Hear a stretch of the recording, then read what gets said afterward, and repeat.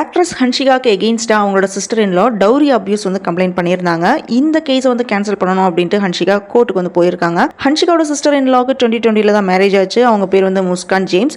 2022 வந்து divorce apply பண்ணியிருந்தாங்க. இந்த கபிள்ஸ் ஏன் டைவர்ஸ் அப்ளை பண்ணணும்னு பார்த்தீங்கன்னா டியூ டு டிஸ் அக்ரிமெண்ட்னால இவங்க என்ன கம்ப்ளைண்ட் பண்ணியிருக்காங்க, ஹன்ஷிகா வந்து இவங்களோட மேரேஜ் ரிலேஷன்ஷிப்பில் வந்து தலையிடுறாங்க, அதே மாதிரி பணம் கேட்குறாங்க, அப்படிதான் வந்து கம்ப்ளைண்ட் வந்து ஃபைல் பண்ணியிருக்காங்க.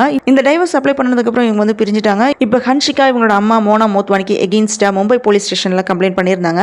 2 பேரும் சேர்ந்து இவங்களை வந்து கொடுமைப்படுத்தியிருக்காங்க அப்படின்னு வந்து கம்ப்ளைண்ட் ஃபைல் ஆயிருக்கு. இந்த கம்ப்ளைண்ட்டை பேஸ் பண்ணி ஹன்ஷிகா இவங்களோட பிரதர் இவங்களோட அம்மா மேலே வந்து போலீஸ் வந்து கேஸ் ரெஜிஸ்டர் பண்ணியிருந்தாங்க. அதுக்கப்புறம் லாஸ்ட் ஃபெப்ல ஹன்ஷிகாவும் இவங்களோட அம்மாவும் மும்பை செஷன் கோர்ட்டில் வந்து முன்ஜாமீன் வாங்கிட்டாங்க. இதை பேஸ் பண்ணி அம்மாவும் பொண்ணும் இந்த கேஸை வந்து கேன்சல் பண்ண சொல்லி மும்பை ஹைகோர்ட்டில் வந்து பெட்டிஷன் வந்து கொடுத்துருக்காங்க.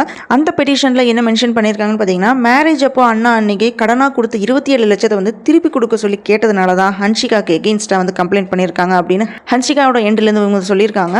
ஹன்ஷிகா கொடுத்த இந்த பெட்டிஷன் வந்து போலீஸ் தான் வந்து ரெஸ்பாண்ட் பண்ணணும் அப்படின்னு வந்து சொல்லியிருக்காங்க கோர்ட்டில். இந்த கேஸோட ஹியரிங் வந்து ஜூலை 3 வந்து அட்ஜென்ட் பண்ணிட்டாங்க அப்படின்னு வந்து சொல்லியிருக்காங்க. இந்த வீடியோ பற்றின உங்களோட பதிவுகளை வந்து கமெண்ட் பண்ணுங்கள். இந்த வீடியோ பிடிச்சிருந்தா லைக் பண்ணுங்கள், ஷேர் பண்ணுங்கள், சப்ஸ்கிரைப் பண்ணி சப்போர்ட் பண்ணுங்கள்.